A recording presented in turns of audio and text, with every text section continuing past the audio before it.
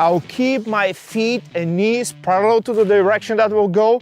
Now, I'll put them closer together, about one fist size between my feet. I'll keep the same space between my knees. I will lower my center of gravity. Actually, I'm going to relax everything from the core below.